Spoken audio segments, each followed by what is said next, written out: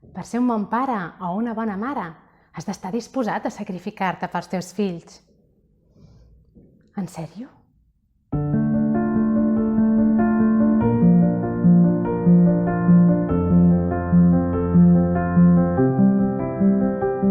Hola, sóc la Judit Besora de la Tribu i estic aquí perquè tinc moltes ganes de compartir amb tu eines i recursos que ens ajudin a créixer com a persones, com a individus, per poder acompanyar més bé els nostres fills. Avui tinc ganes de trencar amb tu un dels grans mites de la nostra societat, un mite que fa molt de mal i que tenim molt ben interioritzat.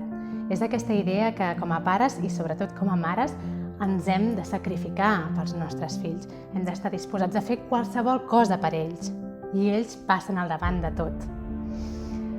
Ho hem vist sempre i sempre ho hem viscut així, però et convido a canviar la mirada.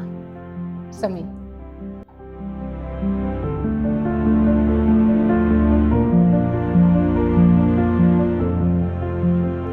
Hi ha diferents motius que ens porten a creure en aquest mite, en aquesta fal·làcia de que per ser bons pares i bones mares hem d'estar disposats a sacrificar-nos pels nostres fills. El primer és que és el que hem vist fer sempre. Per molts de nosaltres, els nostres pares ens van educar, i sobretot les nostres mares, ens van educar amb aquest esperit de sacrifici, de jo estic disposada a fer qualsevol cosa per tu, jo he renunciat a la meva vida per tu, he renunciat a la meva vida laboral o he renunciat a la meva felicitat per tu.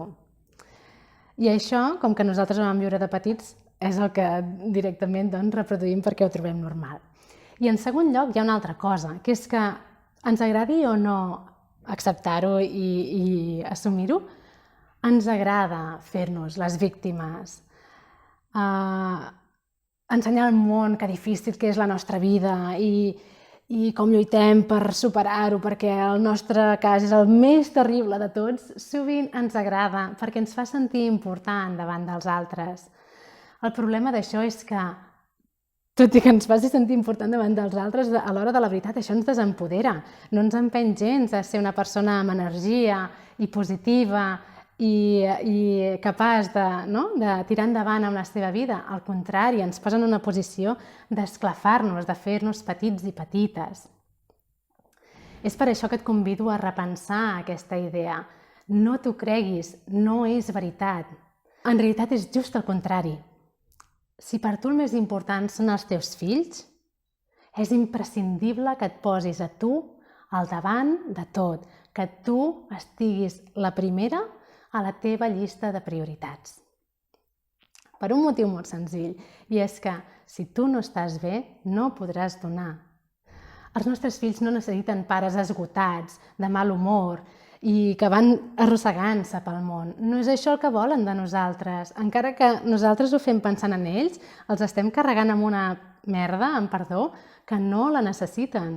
El que necessiten són pares i mares forts, actius, empoderats, que sentin que són capaços de tirar endavant amb la família, que són capaços de tirar endavant amb la seva vida, que són capaços d'enfrontar-se als reptes perquè tenen molta energia.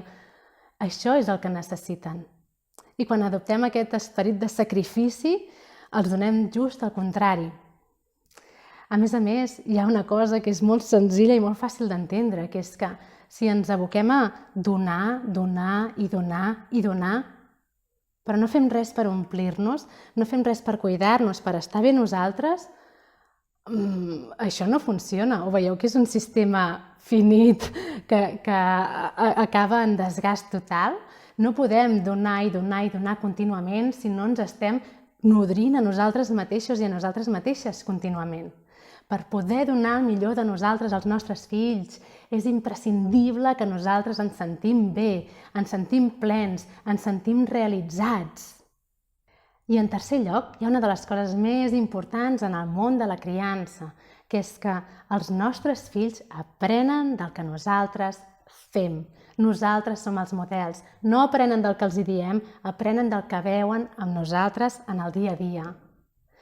Si tu vols que el teu fill i la teva filla aprenguin a cuidar-se, aprenguin a nodrir-se, aprenguin a autoobservar-se i a llegir-se, a saber què necessiten, l'única manera d'ensenyar-los això i que això quedi integrat a nivell profund en el seu subconscient per quan siguin grans L'única manera és que tu ho facis dia rere dia al seu davant. És així com ho aprendran. I a més, no caldrà que els hi ensenyi res. Ho aprendran, ho integraran i ho faran la resta de la seva vida. És importantíssim que ens posem a nosaltres un altre cop al centre. És normal que quan arriba un nadó tot es descol·loqui i nosaltres ens descol·loquem i el nadó passi a ser al centre. No estic negant això. Això és normal i natural, però hem de trobar la manera de tornar a poc a col·locar-nos nosaltres al nostre lloc i a nodrir-nos i a buscar la manera de gaudir de ser pares i de ser mares. Perquè quan realment ens cuidem, ens donem el que necessitem, ens formem, ens sentim empoderats, automàticament la nostra manera d'educar canvia. Automàticament serem aquests millors pares i aquestes millors mares que volem ser. Passarà pràcticament sol. Si nosaltres estem bé, ens sentim plens, ens sentim realitzats. Així que avui et convido a parar un moment, a aturar-te en aquest ritme frenètic que portem i a preguntar-te de quina manera et pots nodrir. Dóna't el que necessites i els hi estaràs donant el millor que els hi pots oferir. La millor versió de tu mateix o de tu mateixa. Espero que això et resulti útil. Aprofito per recordar-te que les inscripcions a Creixem Junts estan obertes, la nostra comunitat de pares i mares conscients amb ganes de créixer i d'aprendre plegats. Et convido a anar a la pàgina web lamevatribu.cat i allà hi trobaràs tota la informació. Fins aviat!